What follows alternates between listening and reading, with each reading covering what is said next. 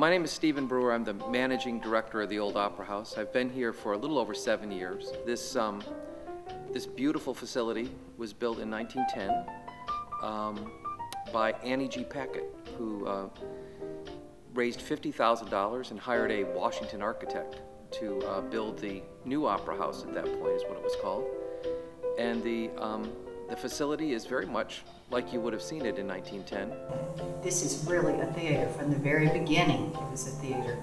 Many groups everywhere put together a theater in a lumber yard or something. But Annie G. Packett in 1909, a local woman, decided she wanted a Center for the Arts.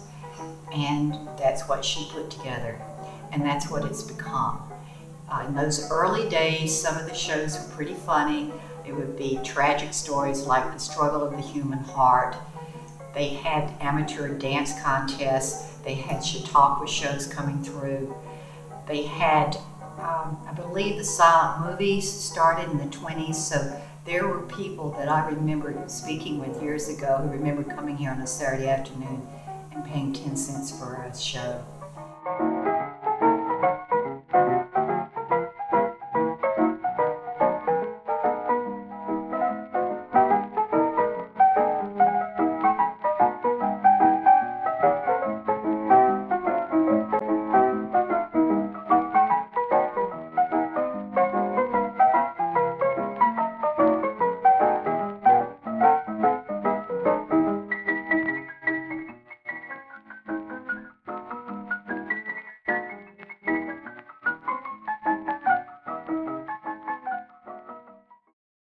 At which point it went dark for several years, almost 30 years. And then in the early 1970s, it was taken over by the current theater company when they asked the current owners if they could clean it up. Because at that point, the Opera House was in quite a bit of decay. It almost got torn down, and what an enormous undertaking the restoration was. When you read about how bad this theater was and how just, I think just hauling out tons and tons and tons of pigeon droppings before they could even start any renovations. It's just incredible that the people at that time had the vision and the foresight to say, no, let's not tear this building down, let's restore it, let's bring it back, and let's make it a theater again. I just think that a theater adds so much to a town. It just is a wonderful cultural asset that we certainly need and appreciate and enjoy.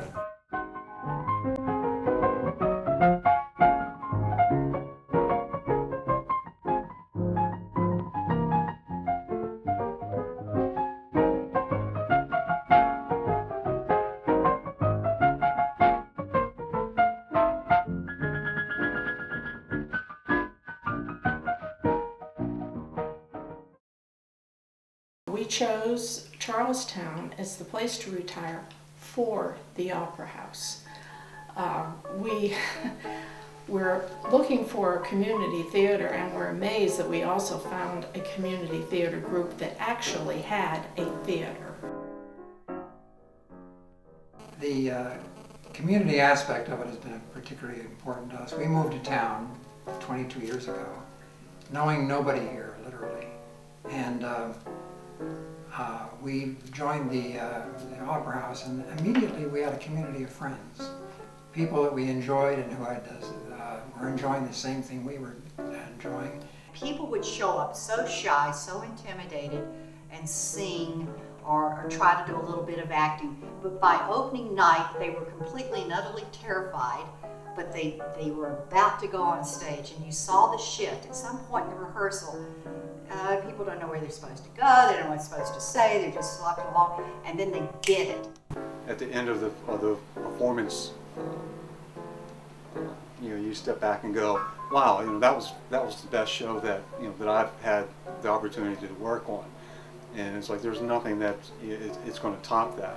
And then you turn around and you come back and you work on another show, and it's the same thing, that you go, wow, that was that was such a great, time that I had, You get to make something which is really kind of, it's special, and I think a lot of people don't get the opportunity to do that. And that's one of the things that I really appreciate about community theater, is it gives people the opportunity to make something which people applaud. You come and that moment when the audience starts applauding, that's great. And even if you're not on stage for it, you can know I was involved somehow in that, and people are applauding it. They came and they enjoyed it. This is a magical place. A lot of really special things happen here, mostly volunteer, and do some amazing things here with minimal people.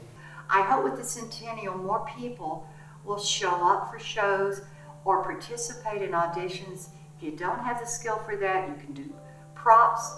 You can just be a part of it. And that's what will keep it lively and what will give it life for another 100 years.